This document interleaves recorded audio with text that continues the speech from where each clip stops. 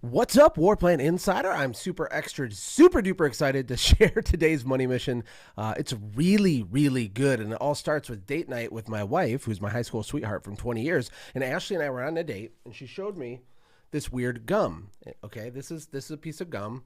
It's marketed as reusable gum, which is pretty gross. And it comes in a can like this. And she said that she bought this gum. And then I said, well, where did you hear about it? She said, on the internet. I said, oh, tell me more about it. She said, well, this gum costs $30. $30 for gum. And I immediately stopped eating my piece of steak, I think it was. And I said, $30 for gum. Oh my God, we have to talk about this. And we had this great marketing discussion on how this happened. Now, there's a lesson in this for you. I don't care how small your business is. I don't care if you have a service business and you don't sell weird gum. We're going to talk about this because marketing is everything. Everything is marketing. You're bathed in it and we can't see it. It's everywhere around us. And I'm going to tell some very powerful stories, starting with Neptune Gum. Now, imagine this. Imagine that you need to sell this weird gum for $30 or else your family goes bankrupt, right? What would you do? How would you do it? How would you go about it? Well, there's lessons in it. It's not that great, by the way. I don't really love it.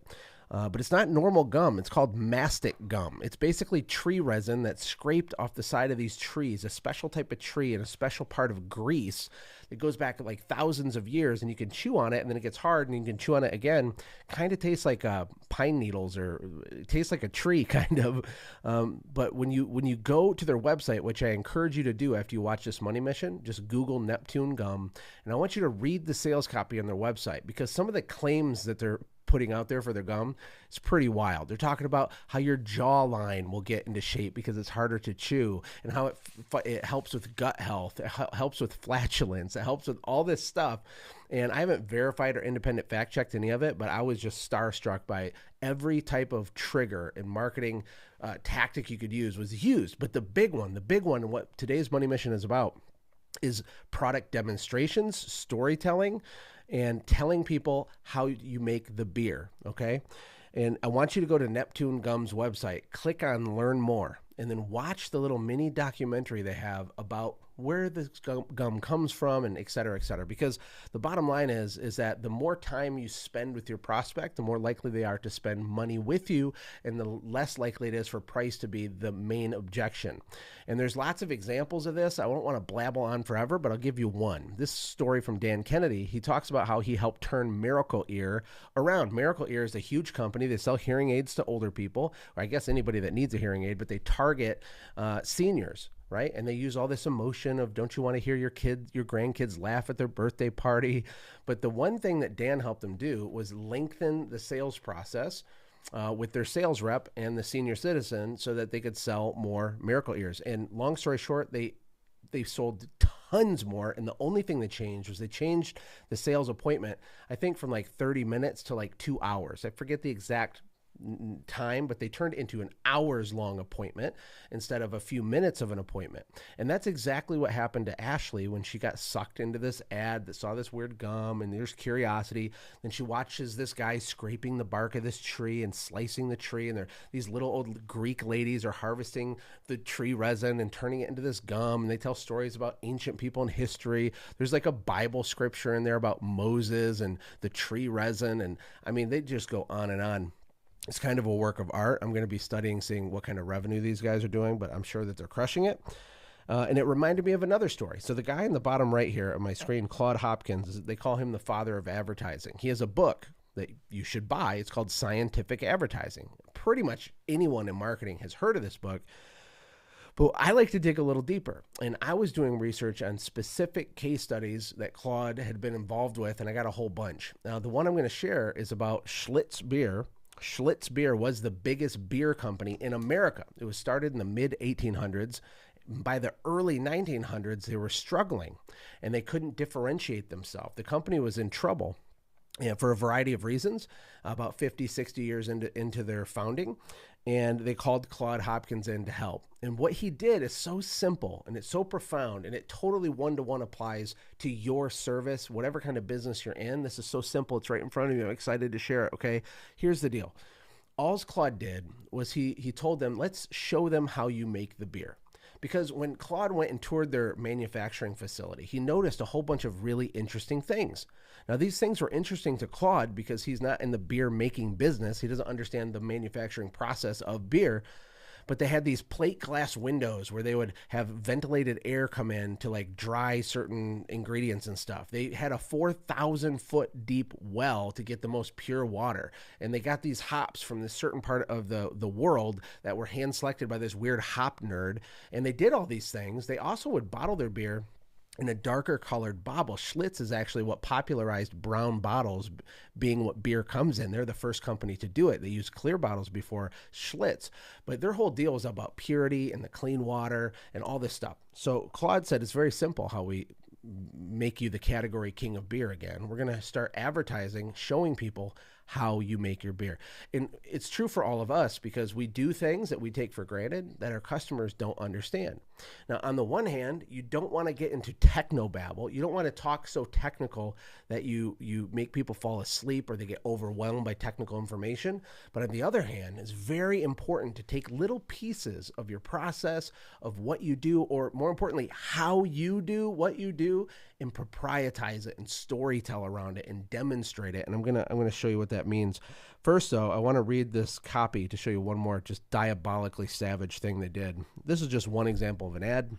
You can Google old Schlitz beer ads and read the copy. It's fascinating. Here's what it says. It says, bottled purity. This bottle ensures that the beer inside is pure. And this is what purity means: perfect cleanliness in every part and process, scrupulous, extreme cleanliness, pure water and pure air. Even the cooling is done in plate glass rooms, which air can only come through filters. Age and perfect fermentation. Green beer, half-aged beer, is the beer that causes biliousness. I think that's how you say that word. I actually researched what biliousness means, and this is a key why I wanted to read this to you. Look at this word right here. Biliousness. Okay, and I'll explain in a second. It says, then we filter the beer before we bottle it. After it's bottled and sealed, we sterilize it. Sterilize every bottle. They emphasize that. It's the common belief that pure beer can be made with so much caution without, It is common belief that pure beer can be made without so much caution, but it cannot be. There is no grade to purity. The slightest impurity can multiply itself 10,000 times over in beer. Absolute purity, Schlitz purity, is the kind you want, and you get it in this bottle. Okay, so biliousness has to do with liver damage, okay? So think of bilirubin, which is something to do with the liver, and if you are a bad alcoholic, your liver is damaged, right? Well, people knew this even back then. And they're basically claiming, like, because our beer is really pure, it doesn't do that to you. I'm not a scientist. I'm guessing that that's not true at all. This is from the early 1900s. But that was a major, major part of their thing. And that word biliousness is in like 50% of every ad copy I read on this. Now, the point isn't for you to make up a fake health claim, but is to try to understand what they're doing. All this ad is doing is emphasizing the truth that the way they did make their beer was OCD level pure. They were just all about it, but they didn't tell their customers that. In all of our companies, we have little things that we are OCD on that we are extra good at, and we don't emphasize and exaggerate that and amplify those pieces enough. So let's talk about turning the ordinary into the extraordinary. Then we'll get to your money-making mission homework. Basically, what I'm suggesting you do is turn your process into a payoff for your customer, right? Or turn something boring that you do every day that you take for granted, turn the boring into something beautiful and interesting for your customer, or turn your service, whatever service you do, or a piece of the service into some sort of story, or attach a story to it. There's another ad that I didn't include in my slides here that talks about how they have this guy fly to Bohemia to select the perfect hops and all these things. The truth is they had always sent a guy to go buy hops at this place, but they never talked about it. So there's things that you're doing, and hopefully your wheels are turning right now. How can we tell a better story about pieces of what you're already doing? Or the last suggestion is to do a dramatic demonstration. So this picture on the left is the elephant plowing a field from P.T. Barnum. I talk about this all the time. He was the first guy in America to bring an elephant to the United States. He was also the second millionaire in America. And that was back like in the 1800s when $1 million was a lot of money. And this is just an artist rendering of this. But he had this elephant plow a field next to the train station every single day for like 6 months to get people curious about his museum and all the other cool things that they could see if they bought a ticket. And then if we go over here, this is, of course, I think it's Tempur-Pedic beds, which is memory foam beds. And we remember these commercials, right? They put a glass of wine and then they jump on the bed. Or there's ones where they have a sledgehammer and the guy's hitting the other side of the bed with the sledgehammer. And why are they doing this? Well, it's called a dramatic demonstration. That's what P.T. Barnum called it. That's what Claude Hopkins called it, one of the two. And we don't do this in our companies, and we can. It's simple. So imagine you're selling memory foam, okay? And you're sitting there blank, you're blanked out. You're sitting there and you're like, how do I get people to care? How do I show what's awesome about this? Well, what would you do? How would you do it? Well, one of the things that's cool about memory foam is that movement over here doesn't affect the movement over here, which is different, and it creates contrast, right? Between like a spring mattress. Well, this is just a dramatic demonstration. It's going crazy with the idea that this side moves, this side doesn't. Imagine the typical small business owner. What would they do? We have memory foam. You can't even feel your partner move next to you. 10% off. Call today, right? Versus going all in on a dramatic demonstration, having a series of viral videos made, doing ridiculous things where you have a sumo wrestler jump on the bed and you have a construction worker hit it with a sledgehammer and you have kids run all over the place on the bed. See the difference? The difference is hundreds of millions of dollars in sales. That's what the difference is. The difference between a museum owned by someone that's not P.T. Barnum and the way that P.T. Barnum made a ruckus and showcased his elephant is the difference between wealth and poverty. It's the difference between success and mediocrity. That's like what it is. And back to the Schlitz beer, it's the same kind of thing. They just were demonstrating and talking about incessantly purity, purity, purity, purity, purity. We have the cleanest thing. We have the most pure thing. The air is filtered. The well is deeper. They talk about all this stuff. And then back to Neptune Gum. Go read the copy on their website, and you're going to fall out of your chair because they're making every claim you can imagine. They're bridge building every possible benefit from chewing this weird tree resin gum and bridging it back to a benefit for you today. And they suck you into this long documentary because when you're 20, 30 minutes into watching this thing, or however long it is, maybe it's 10 or 15 minutes, the chances of you paying an irrational price for tree resin, a product you do not need, a product that you didn't know existed, and nor did you want 2 seconds before stumbling upon it, it's hard to not buy it. Because the longer they spend on the website, the harder it is to leave empty-handed. So there's several lessons here. One is spend more time with your customers and they'll buy higher ticket things with you.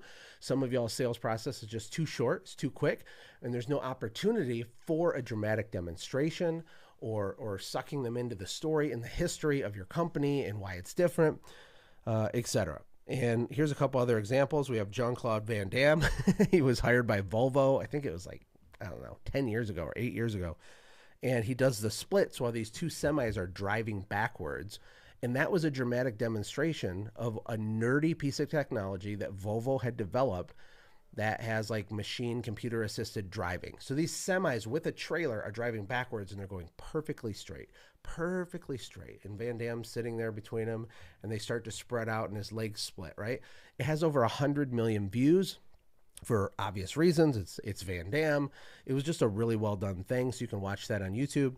And then flex tape. Flex tape, they're sawing boats in half and sealing it up. This screenshot I took here is a huge tank of water with water gushing out. He just smacks a piece of tape on it, and it's not leaking anymore. I wonder if there's other tape manufacturers that have tape that's waterproof tape, okay?